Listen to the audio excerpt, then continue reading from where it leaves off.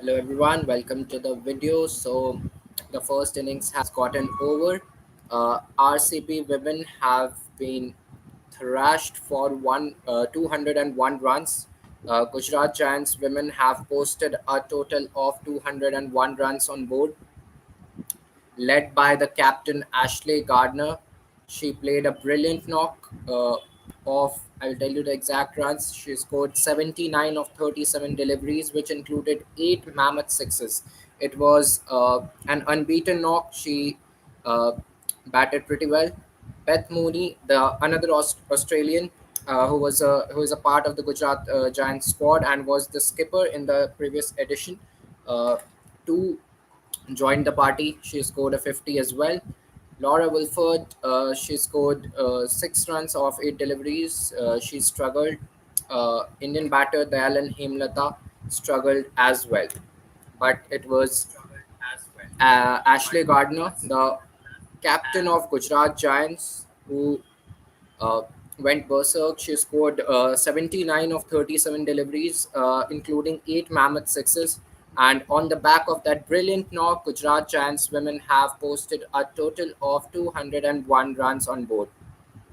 What better start can you ask for a tournament, a T20 or a tournament? All the crowd want to see our fours and sixes, and they were treated with some many boundaries. Total of 10 sixes were hit in the innings, and 8 of them were hit by Ashley Gardner, the Gujarat Giants captain. If you don't know, then I am telling you that Ashley Gardner is an Australian player. She has been a successful campaigner in the Australian camp, and right now in this tournament, she has been appointed as the Gujarat Giants captain, and it was her first game as the captain of Gujarat Giants, and she looked uh, sorted. She looked without any troubles. She uh, batted impressively. She scored 79 of just 37 deliveries, and she has now set the stage uh, for a brilliant WPL that we have on cards for the next upcoming 1 month. It is a huge boost to women's cricket because you don't always see scores like 200 and 200 plus in women's cricket, but these days it is getting more common. It is getting more frequent. More frequently we are seeing them scoring runs, and uh, their fielding standards as well. RCB women, one thing is for sure that they, although their youngsters struggled with the ball, but Renuka Singh Thakur, the experienced campaigner in the RCB squad, bowled 4 overs for 25 runs and accounted for a couple of wickets. Uh, Kim Gart, the another Australian who is a part of the RCB camp, uh, was expensive. Joshita, another Indian who was a part of RCB bowling attack, was expensive too. Kanika Ahuja, although a spinner, an Indian spinner who has played a few matches for India as well, and we saw her in the last WPL as well. She bowled well. She bowled 3 overs, although she didn't complete the quota of her overs, and this uh, it proved costly. Georgia Wareham, the most expensive bowler for RCB. She went for 16.7 runs per over. That means uh, she gave away 50 runs in 3 overs she bowled and accounted for just 1 wicket, that too in the death overs. So I will just tell you the scorecard. Beth Mooney and Laura Wilford were the openers of Gujarat Giants, and Beth Mooney played a brilliant knock of 56, although she couldn't continue and uh, better her strike rate. But it was Ashley Gardner, another Australian in the middle order and the captain with an added responsibility, that rose to the occasion. And this was the first match of her as the captain of Gujarat Giants, and she has led by an example.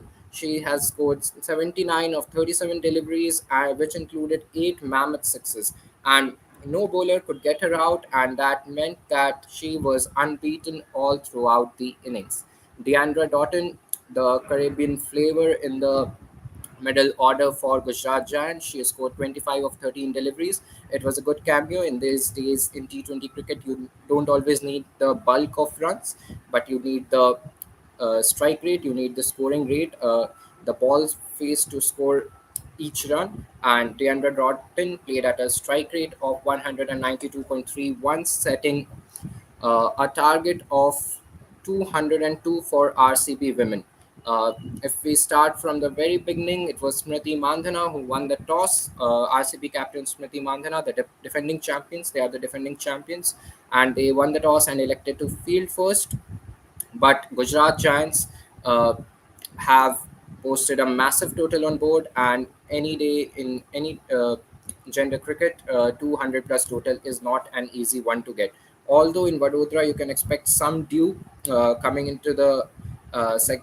the second innings, but they will have to bat out of their skins, and a lot will depend on the veterans like Smriti Mandana, Danny Wyatt, the two openers, and Ellis Perry from Australia at number three. Ellis Perry, as you all know, she's an Australian, and she was the highest run getter for in the last WPL, which eventually meant that RCB women were crowned as the Women's Premier League champions in 2024. This is 2025, and Ellis Perry's role will be very crucial today as well. Although she has been a pretty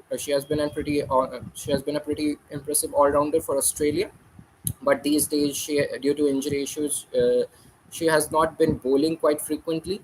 She is seen batting, and the one forte she would want to excel in is batting, because fielding was not up to the mark from her today. She dropped a catch, and it proved to be a costly one. Dayalan Hemlata, Laura Wilford, couldn't score much runs. Dayalan Hemlata, Indian at number three, she was slotted in at number three, and she struggled to score runs. She scored 4 runs off 9 deliveries. Uh, Although a youngster Simran Sheikh, she scored 11 off 5 deliveries, and she was looking good in the death overs. Although she was castled by Georgia Wareham of Australia. Georgia Wareham is also an Australian, and she is an all rounder. Although her main forte is bowling, she went for quite a few runs today. She gave away 50 runs in 3 overs. So this is the news. RCB women have to chase down 202 in the first game of this tournament of this edition, and this is the beauty of cricket. As you all know, that you can be the champion of the last edition, but you have to start from zero, and that is what will happen. Smriti Mandhana, the winning skipper, will have a job in hand with the bat, because she has been pretty consistent off late for India. She has scored runs against West Indies and Ireland in December and January in all the formats, in both the limited overs format, and her role will be really, really crucial. Uh, and as I was saying, this is the beauty of cricket. You have to start from zero every time. And although RCB is the defending champions, they had won the earlier edition with the same sort of player, same sort of core bunch of players. But in the first game itself, they have been put under the hammer, and their batting will be tested today. Although the dew might come into play, the dew will play a crucial role, and if they manage to negotiate the first half, which Gujarat Giants did. If they don't lose too many wickets against the new ball, then things might get pretty easy for them. As you saw, that stroke making is quite easy on this wicket. You can trust the bounce. It is a black soil pitch, and post the early seam movement with the new ball, the seamers don't have any assistance, as well as the spinners. They didn't have any effect too. So in the first inning. So you can expect that if they start well, they can surely chase this down. But it will require a monumental effort from any of the experienced batter like Smriti Mandhana or Ellis Perry, or rather Danny Wyatt. She is an English opener, and she has featured in international cricket for for quite a long time now. And these three, the top order for RCB, will be really crucial as they go into the middle order. Raghvi Bisht, the Indian middle order player, she had recently made her debut in international cricket, and she looked impressive. Although it was ODI cricket, but she looked impressive, and she would want to show her potential in the shorter format of the game as well. Richa Ghosh, another uh, good batter, another swashbuckling batter. She is known to hit sixes. She is known to maintain a good strike rate, and her role in the middle overs will also be crucial. So the top five is lined up like this, but it will eventually come down to Smriti Mandhana, Danny Watt, and Ellis Perry. Any of them have to score big in order to give RCB women a chance, RCB middle order a chance to chase this total down.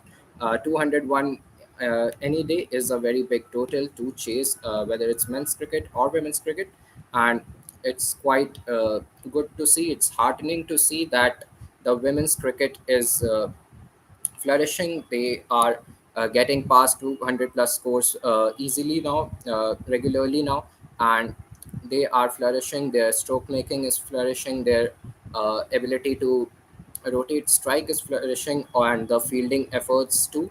And the fielding is directly proportional to the fitness standards. And as you have seen in the recent past, that the fitness standards of the women players have increased a lot, has increased a lot. As you saw today, Georgia Wareham on the boundary line, how she managed to pull off a six to just a couple of runs. So these are the small moments that matter when it comes to the shortest format of the game, because the time here is pretty less, and uh, it gets over in a fraction of a second. So RCB women have to chase down 202.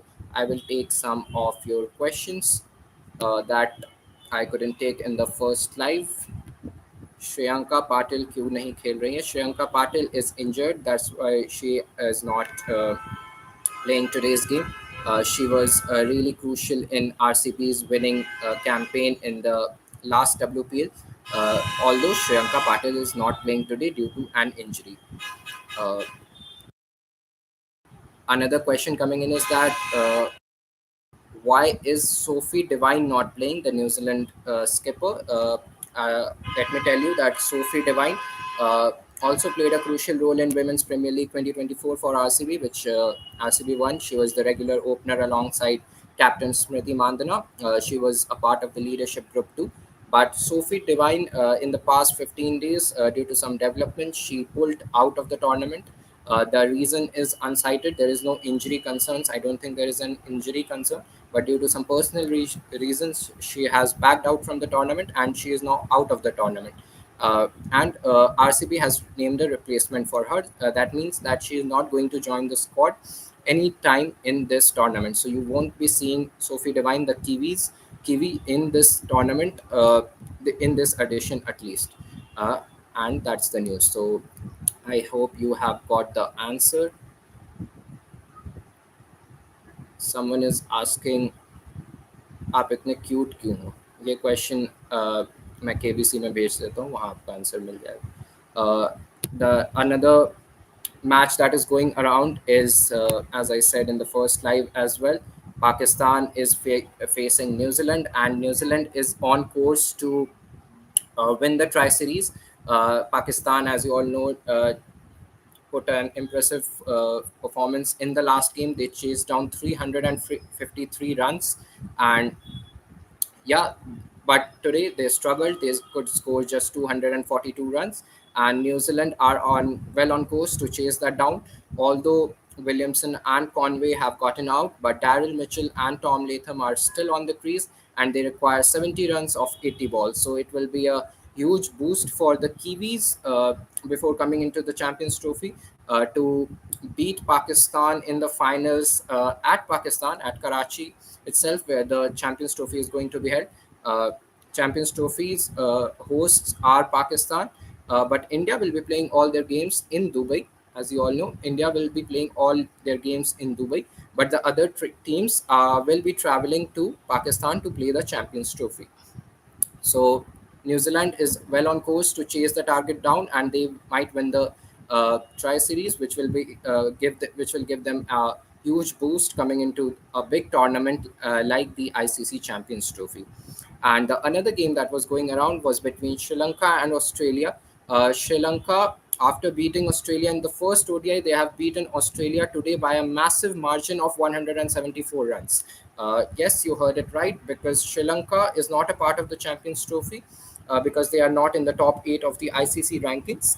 And today they have won by a massive margin of 174 runs. So at Colombo, they have won both the ODIs and they have sealed the series 2-0. So another uh, upset, I would say, in modern day cricket, because Australia is the world champion in ODI format. They beat India at the Narendra Modi Stadium that we all crave about till today. That India को वो world cup जीत जाना चाहिए था, हम आज भी वहीं पे रुके हुए हैं, लेकिन ऑस्ट्रेलिया को श्रीलंका ने हरा दिया है। तो ऑस्ट्रेलिया के लिए इंजरी कंसर्न्स कुछ खास मदद कर नहीं रही है। सो या this is the news. Ashley Gardner put on a show today. She scored 79 of 37 deliveries, which included 8 mammoth sixes.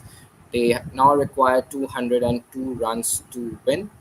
RCB women's team, and let's see if the defending champions want to give a statement to the other teams in the tournament that they are here to defend the title.